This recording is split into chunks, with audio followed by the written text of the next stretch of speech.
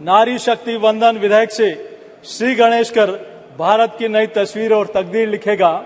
और जिस प्रकार से सब लोगों के विचार आ रहे हैं कि अभी तक क्यों नहीं हुआ, इतना वक्त कैसे लग गया, तो आज ये आजादी का अमृत महोत्सव देश मना रहा है और इतने वर्षों तक नहीं आया है बिल, तो उसके लिए जिम्मेदार कौन था?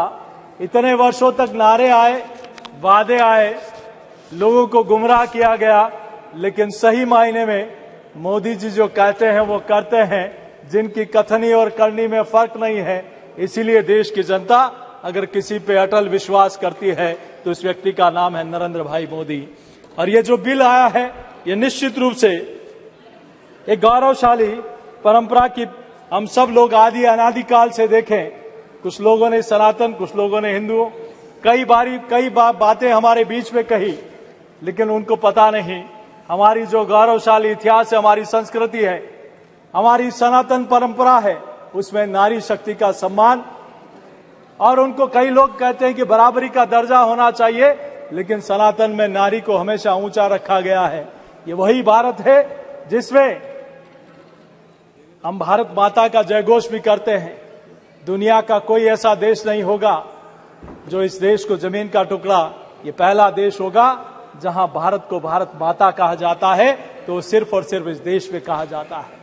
हम सब लोगों ने यह भी देखा है कि कई देश में हम सब लोगों ने हमारी सनातन परंपरा और आदि अनादिकाल की बात करें तो मर्यादा पुरुषोत्तम भगवान श्री राम भी, उनके आगे भी नारी शक्ति का नाम आता था, सीता माता, सीता राम आता था।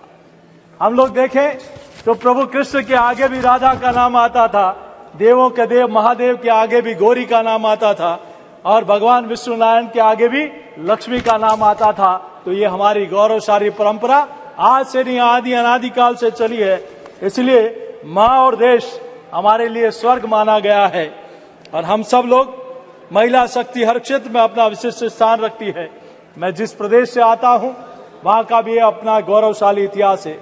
चाहे रानी पद्मावती राहाड़ी रानी हो, जिन्होंने अपना उत्सर्ग, जीवन का उत्सर्ग कर दिया, पन्ना धाय, जिन्होंने स्वामी भक्ति के लिए एक अनुपम त्याग दिया, आध्यात्मिक गहरी छाप छोड़ी भक्त शिरोमणि मीराबाई ने। हम सब लोगों ने यह भी देखा अमृता देवी विश्नोई, जिन्होंने पर्यावरण की रक्षा के लिए 365 महिला और स्त्रियों के साथ अपने प्राणों का उत्सर्ग कर दिया। महिलाओं ने आज से नहीं, कई वर्षों से, कालीबाई भील, जिन्होंने अंग्रेजों से अपने गुरु को बचाने के लिए अपना देह त्याग कर दिया। ऐसे भीखाजी कामा को हम बुला नहीं सकते, जिन्होंने विदेशी धरती पर पहली बार भारतीय ध्वज फहराने का काम किया। इस देश में सुनीता विलियम्स हो, कल्पना चावला हो, उनकी उड़ान को भी देश भूल नहीं सकता।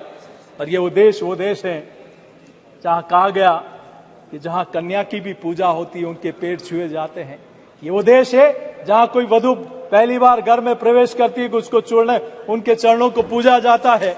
और हम सब लोगों ने देखा, जैसे मेरे मित्र भाई ने अभी कहा था, इस देश में कई शासक रहे, महिला शासक भी रही, चाहे गोंडवाना की रानी दुर्गावती हो, चाहे इंदौर में अहिल्याबाई होलकर हो, चाहे कैतूर की रानी चिन्नमा हो, चाहे झांसी की रानी लक्ष्मीबाई हो, रामगढ़ राज की रानी अवंतीबाई हो, मराठा राज की रानी ताराबाई मराठा हो, शिवंगई की रानी वेलु नचियर जी हो, रानी अवक्का हो, चाहे गुजरात की नायक की देवी हो, उन्होंने न सिर्फ शासन किया बल्कि पराक्रम में भी अपनी छाप छोड़ी। और आज इतिहास के पन्नों में स्वर्णिम अक्षरों से उनका नाम लिखा जाता है।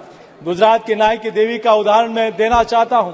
मोहम्मद गौरी ने महिला समझकर आक्रमण कर दिया, गुजरात के रास्ते से भारत में प्रवेश करूंगा, लेकिन नायक की देवी की सेना ने उनको वहां से खदेड़ दिया और जीवन में कभी मोहम्मद गौरी ने गुजरात की तरफ नहीं देखा। और आज उसी भूमि के नरेंद्र मोदी जी और अमित शाह जी है, मां भारती की तरफ कोई आंख उठा के नहीं देख सकता।